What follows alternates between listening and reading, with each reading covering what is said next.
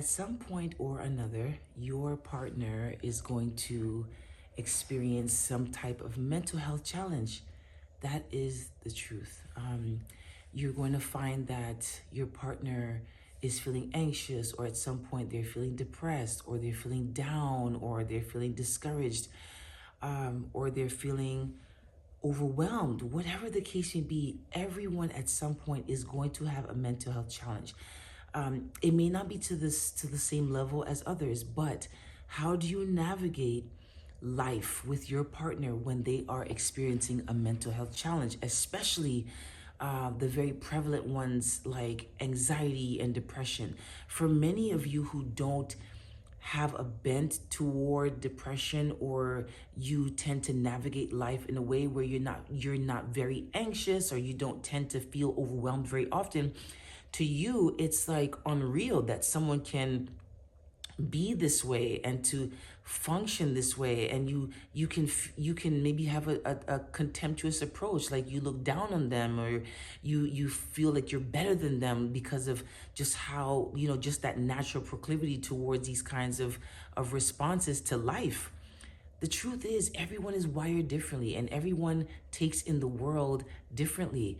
And so today I want to give us some tips and tools on how to navigate mental health challenges with your partner.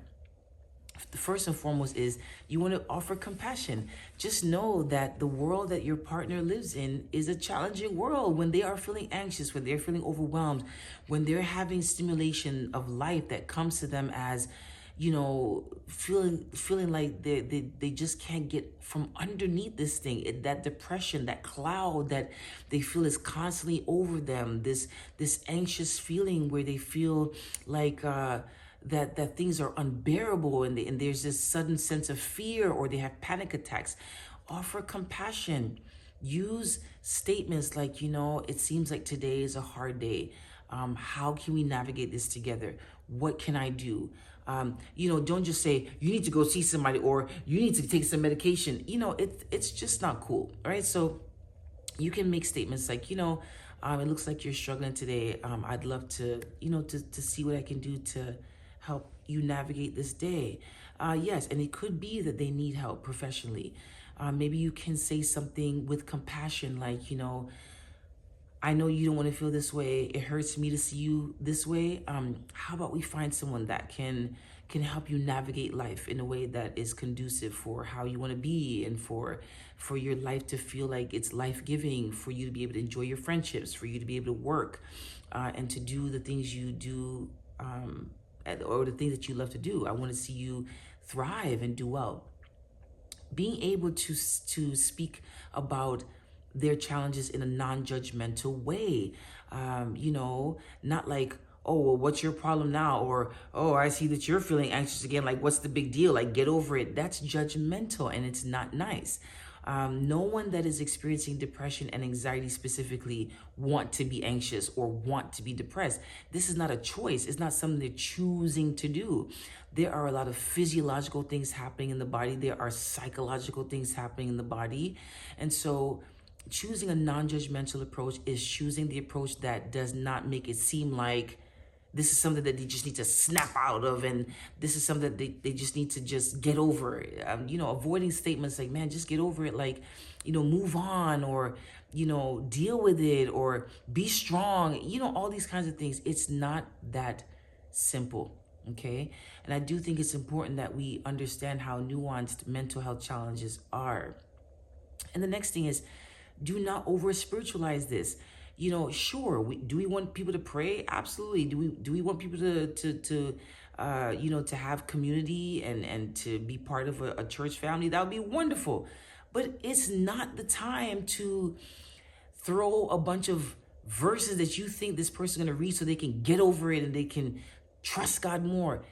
You can, along with suggesting professional help and being compassionate and being non-judgmental, sure, you can offer encouraging Bible verses, but not to the degree where they start feeling like it's because they're not spiritual, that's why they're having a struggle.